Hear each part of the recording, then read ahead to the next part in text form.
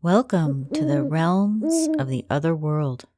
Episode 4, The Whaley House. The Whaley House, a historic house museum, is located in Old Town San Diego, California, at 2476 San Diego Avenue. It is currently owned by the County of San Diego and operated by Save Our Heritage organization. The builder of the home was Thomas Whaley. Thomas Whaley was a businessman from New York that moved to California during the gold rush. He arrived in San Francisco on the schooner called Sutton in 1849. He spent a few years there doing business, and then after a fire destroyed his buildings, he returned to San Diego to start another business. In 1853, Whaley traveled to New York, and there he married the love of his life, Anna Eloise Delaunay. Soon after, they returned to San Diego. In 1955, Whaley purchased the property that the house now stands on. It was very affordable due to the fact that it was once the site of the hanging grounds for the city. He had been present for one of those hangings back in 1852, when Yankee Jim Robinson was hung for the attempted stealing of a ship. The house was built from 1856 to 1857 and was of Greek Revival style. The house was built from bricks that Whaley had made in the brickyard that he had built on the property. It was the most elegant house in San Diego and soon became a social center of town. Part of the property was a large granary, which was later converted into a large room that served as a courtroom at one time. Thomas opened his general store in the home in 1857, but later realized that he needed it to be closer to town, so he moved it to the plaza. In 1858, the Whaleys had 3 children: Francis Thomas Jr., who died only at 18 months from scarlet fever, and Anna Amelia. Tragically, fire destroyed Thomas's general store on the plaza. The Whaleys then moved to San Francisco. There they had 3 more children: George, Violet, and Corinne Lillian. In 1868, they returned to San Diego to the house after a large earthquake in San Francisco. From 1868 to 69, a theater was ran out of an upstairs bedroom. The courtroom was also up and running at this time. From 1874 to 79, Thomas returned to New York to settle his father's estate. Then he went to San Francisco looking for work. During this time, the family was having a hard time in San Diego, and Francis supported the family. In 1885, their daughter Violet had a marriage that ended scandalously, and she committed suicide out of depression. She shot herself in the heart in the backyard outhouse. Her father brought her body into the house where she soon died. After that trauma, Thomas Whaley decided to build a new house in a new location near downtown for the family to live in. In 1888, due to poor health, he retired from working, and in 1890, he passed away.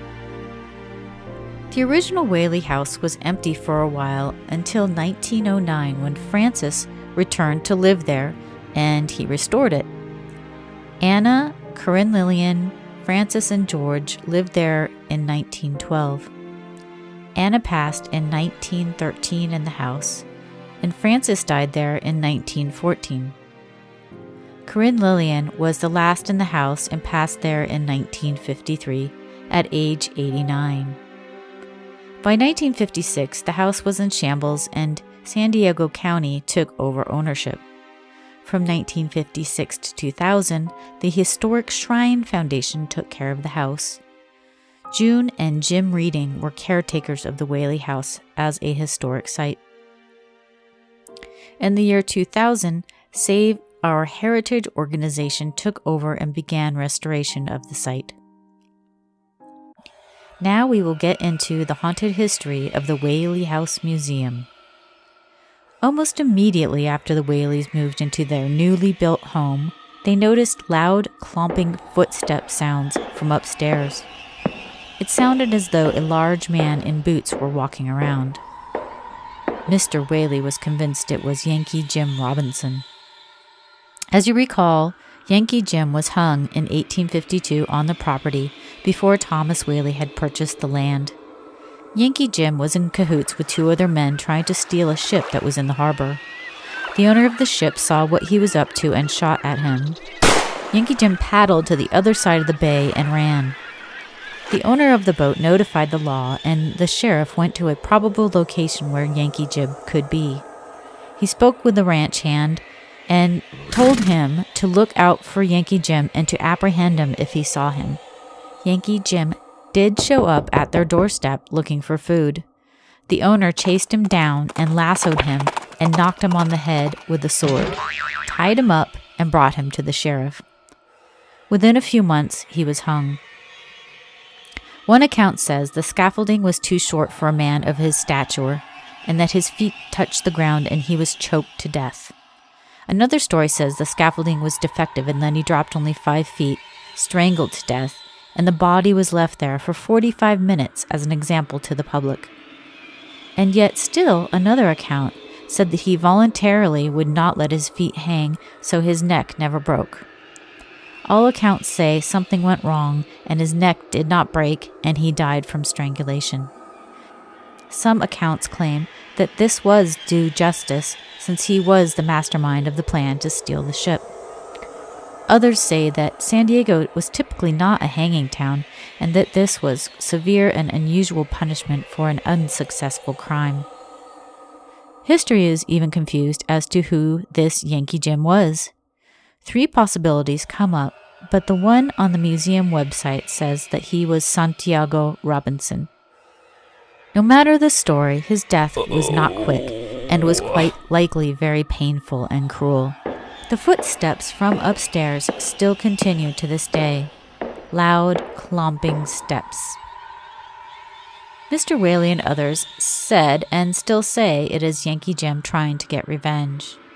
Anna, his wife, felt that they were cursed from the hangings on their property and that is what caused all the hardships in their life.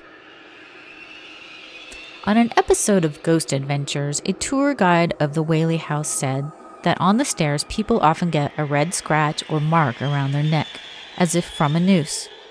Most often this happens to police officers. Is this Yankee Jim taking out his anger on them? In addition to the loud footsteps, people have heard music, a man laughing, smelled cigar smoke, food cooking, and cologne or perfume. Many have seen items in the house move.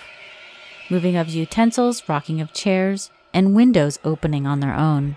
A feeling of a cobweb or saran wrap feeling on the 9th step of the stairs has been felt.